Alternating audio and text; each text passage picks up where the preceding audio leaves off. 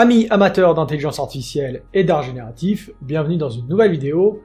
Aujourd'hui, on va regarder un modèle spécial de ControlNet qui nous permet de contrôler la lumière. On va voir des exemples, on va voir comment ça marche. C'est parti. Alors, ce modèle, il est disponible sur le site Civit.ai, comme modèle ControlNet. Donc maintenant, on commence à voir apparaître des modèles ControlNet entraînés par des utilisateurs ou des créateurs de modèles. Donc, on commence à avoir plein de nouvelles façons de contrôler nos générations. Si vous n'avez pas encore essayé ControlNet, je vous conseille d'essayer ControlNet. Je vous redirige vers la vidéo d'introduction à ControlNet pour voir comment l'installer et puis comment ça marche. En attendant, sur ce site Civit.ai, on a donc cette page Lightning Based Picture Control ControlNet, qui nous permet de donc contrôler la façon dont la lumière va apparaître sur l'image qu'on veut générer. Donc on a quelques exemples, hein. Donc on va donner une image en une sorte de noir et blanc, qui va être les différentes parties lumineuses ou sombres de l'image. Et puis par exemple, vous pouvez le voir ici, et ben ça va nous générer des images qui vont respecter en fait ce schéma lumineux. Donc vous pouvez tout simplement contrôler ici, télécharger ici le modèle. Donc il fait comme tous les modèles ControlNet, c'est autour de un peu plus d'1 giga. Et pour l'installer, eh ben vous avez votre répertoire Stable Diffusion Web UI, hein, donc de Automatic 1111. Il y a une extension pour ControlNet, donc ça, de nouveau, c'est disponible, l'explication est disponible dans la vidéo sur ControlNet, et vous allez dans le répertoire extension. Extension, vous avez un répertoire par extension, et on va dans le répertoire de ControlNet, qui s'appelle SD Web UI-ControlNet. Et dans ce répertoire, vous avez un répertoire modèle. Et dans ce répertoire modèle, vous avez tous les modèles ControlNet qui vont être à votre disposition. Vous lancez Automatic 1111, ou alors, si vous l'avez déjà lancé, on va pouvoir mettre à jour la liste des modèles ControlNet. Je vous rappelle, là, dans notre texte ou image, on a donc toutes les zones, ça vous connaissez déjà. Hein.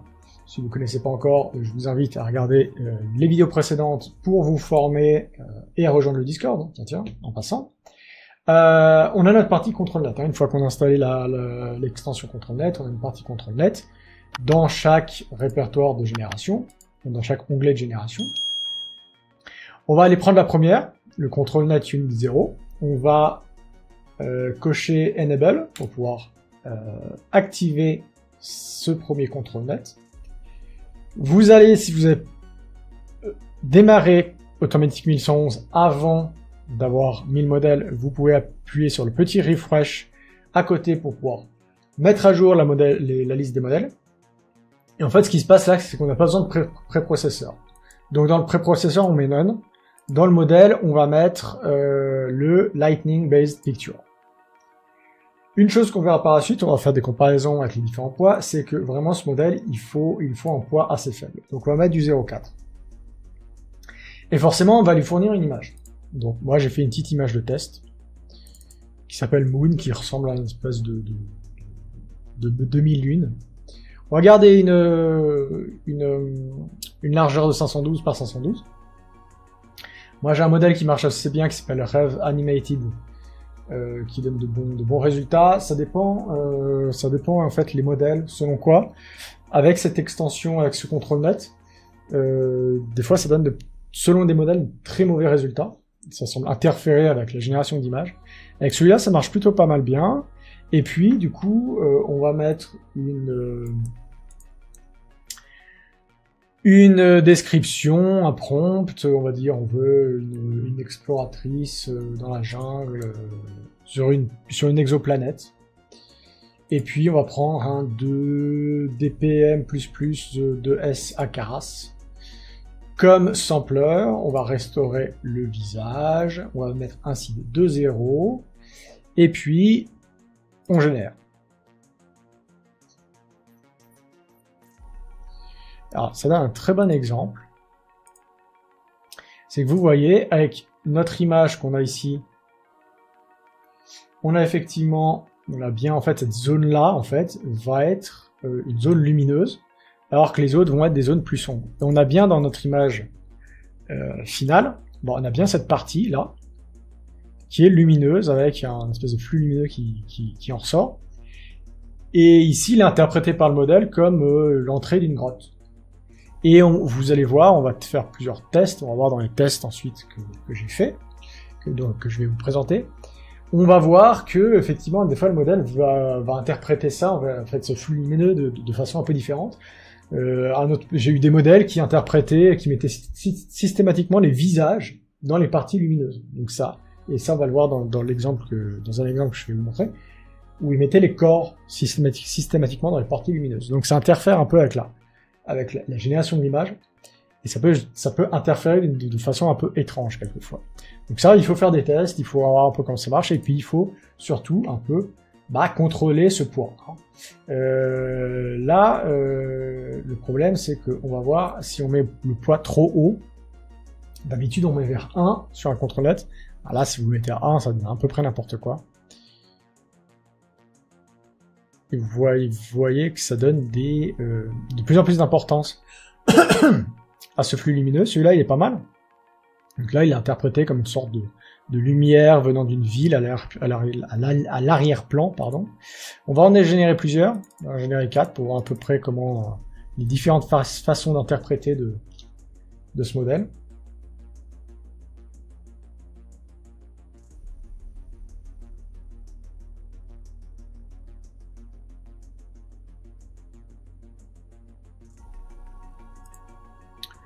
Donc celle-là, on l'a vu. Ça, il va mettre une sorte de lumière, un peu comme une super-héroïne qui aurait quelque chose de lumineux en plein milieu, et puis avec une espèce de lumière en fond, qui serait là aussi l'ouverture de la grotte. Et puis là aussi, c'est interprété comme l'ouverture de la grotte. Donc vraiment, il y a un côté sémantique à cette lumière. Le modèle va généralement prendre ça, et puis ça va guider le contrôle-net va guider la génération, et le modèle va essayer de faire coller ça en fait avec votre prompt pour essayer. Là, j'ai dit que je voulais une exploratrice dans une jungle, etc. Donc là, il a mis dans une sorte de grotte, et puis il a fait coller en fait cette lumière circulaire avec l'entrée d'une grotte. Donc voilà, je vais vous montrer quelques tests que j'ai fait. On va varier les paramètres pour voir un peu comment ça fonctionne. Voilà, ce que j'ai fait pour ce premier test, c'est que j'ai généré une image avec Stable Diffusion, une image texte to image. Je l'ai passé en noir et blanc, et j'ai mis un peu de flou, et donc j'ai cette espèce de carte de luminosité, sauf que j'ai ajouté un contour ici pour son visage, et j'ai rajouté de la lumière, un flux lumineux qui venait vers le bas. Et donc ça, c'est les images qu'on va générer avec un prompt qui disait une super-héroïne dans l'espace ou quelque chose comme ça. On peut voir effectivement que cette partie ici, en haut à gauche, elle est systématiquement interprétée dans le contexte du prompt. Alors ici, comme des flux de particules, comme ça peut être un objet spatial, un objet interstellaire, etc. Un peu dans le contexte de la super-héroïne dans l'espace. On peut voir que c'est donc effectivement à chaque fois au même endroit, donc ça suit bien en fait ce flux lumineux, c'est que ce guidage de la lumière. Et on peut voir que ce que j'ai rajouté près du visage, ça apparaît quelquefois, mais pas tout le temps. Par exemple, ça apparaît ici, ça apparaît ici, ça apparaît ici et ici, donc il y a un petit ajout. Et le flux que j'ai rajouté vers le bas, cette espèce de lumière ici, le flux que j'ai rajouté vers le bas de l'image, en noir et blanc, on peut voir que sur le bas, en fait, des images générées, on a bien, en fait, sur la plupart, ce flux lumineux qui apparaît. Alors, un flux bleu, ou ça peut être un flux de couleur néon. Donc là aussi, c'est interprété dans le sens du prompt. On peut voir des espèces d'effets lumineux, de couleurs, qui viennent se rajouter vers le bas. Donc là aussi, on a un guidage qui est plutôt intéressant. Mais on peut voir que ça suit pas forcément, ensuite les petites interprétations, les petits flux lumineux, par exemple le corps de la femme, n'est pas suivi ensuite dans vers la génération de l'image. Il y a vraiment une sorte de guidage vers les grosses zones lumineuses. Là, ce que j'ai rajouté, c'est que j'ai tout simplement rajouté au contrôle net de contrôle de la lumière, un contrôle net de contrôle de pose. Et donc là, j'ai bien